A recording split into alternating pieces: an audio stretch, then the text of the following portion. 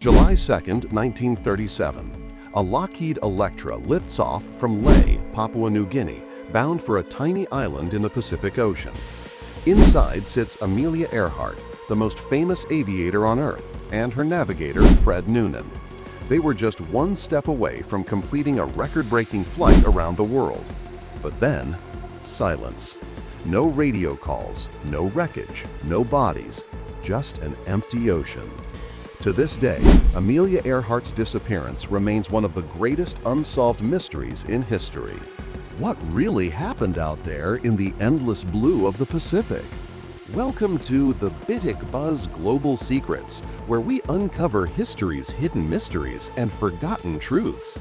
Today, we unravel the legend of Amelia Earhart, the daring aviator who broke barriers, inspired millions, and vanished without a trace. From groundbreaking achievements to chilling theories, this is the story of her final flight, the desperate search that followed, and the lingering questions that haunt us nearly a century later. Born in Atchison, Kansas in 1897, Amelia Earhart wasn't destined for an ordinary life. At a time when women were expected to stay grounded, literally, Amelia looked to the skies. In 1928, she became the first woman to fly across the Atlantic as a passenger. Just 4 years later, she piloted a solo transatlantic flight, earning international fame and cementing her status as America's sweetheart of aviation. But for Earhart, fame wasn't enough. She wanted to push the limits of human endurance, to prove that women could achieve what men claimed as their own. And so, in 1937, she set her sights on her most ambitious goal, becoming the first woman to circumnavigate the globe by plane. Think about it. In the 1930s, airplanes were not the safe, luxury machines we know today. Flying was dangerous, unpredictable, and survival depended on raw courage. That courage defined Amelia Earhart. Amelia's journey began in Oakland, California in May 1937. Her aircraft, the Lockheed Electra 10E, was state-of-the-art for its time, modified for long-distance flight. Alongside her navigator, Fred Noonan, she embarked on a 29,000-mile odyssey that would take her across South America, Africa, India, Southeast Asia, and the Pacific. May 20, departure from Oakland. June, reached South America, then Africa. June 29, landed in Lae, Papua New Guinea. July 2, set out for Howland Island, a mere speck in the Pacific Ocean. The distance was about 2,500 miles. The U.S. Coast Guard ship, the Itasca, was stationed near Howland, ready to guide them in via radio. But radio communication was shaky. Amelia's voice crackled in and out, growing fainter as she flew deeper into the Pacific sky. Her final message at 8:43 a.m. sent chills down history. "We are on the line 157337. We are running north and south." And then, nothing. What followed was the most extensive air and sea search in American history up to that time. President Franklin D. Roosevelt authorized the Navy and Coast Guard to scour the Pacific. Over 250,000 square miles of ocean were searched.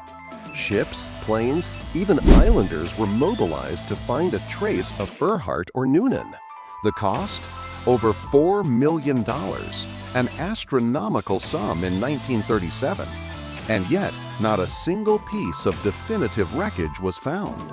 Imagine looking for a single coin dropped into an Olympic-sized swimming pool.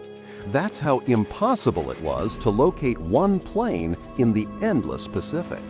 The most widely accepted explanation, Amelia ran out of fuel and crashed into the Pacific near Howland Island. The ocean swallowed the Electra, and with it, all evidence. Simple, tragic, but unsatisfying for many. In 1940, on Gardner Island, now called Nikumaroro, part of modern Kiribati, skeletal remains were found, along with a woman's shoe and tools possibly used for survival. Some researchers argue these belong to Earhart. Forensic analysis has been debated for decades, but nothing has been conclusive. Another chilling theory suggests Amelia and Noonan landed in the Marshall Islands, then under Japanese control. According to locals, a woman and a tall man were seen taken into custody. Could Amelia have been a prisoner, later silenced by wartime secrecy? To this day, some declassified U.S. Navy files hint at unexplored leads. A more dramatic version claims Earhart was on a secret spy mission for the U.S. government, gathering intelligence on Japanese bases. If true, her disappearance might not have been an accident at all, but a cover-up. Skeptics argue these theories are fueled by speculation rather than hard evidence.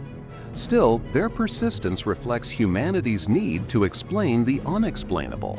Though her final chapter remains unwritten, Amelia Earhart's legacy soars higher than her disappearance.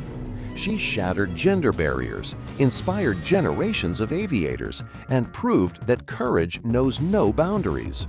Schools, airports, scholarships, her name lives on around the world. Even today, every new clue about her disappearance captures headlines, showing how deeply her story resonates. The Pacific Ocean still guards its secret. Did Amelia Earhart vanish beneath its waves, survive as a castaway, or meet a more hidden fate? Perhaps someday, new technology will uncover the truth.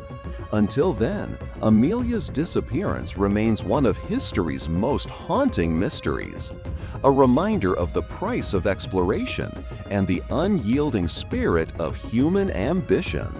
If this story fascinated you, hit subscribe and join us every week for more hidden histories and mysteries uncovered, right here on the BitikBuzz Global Secrets.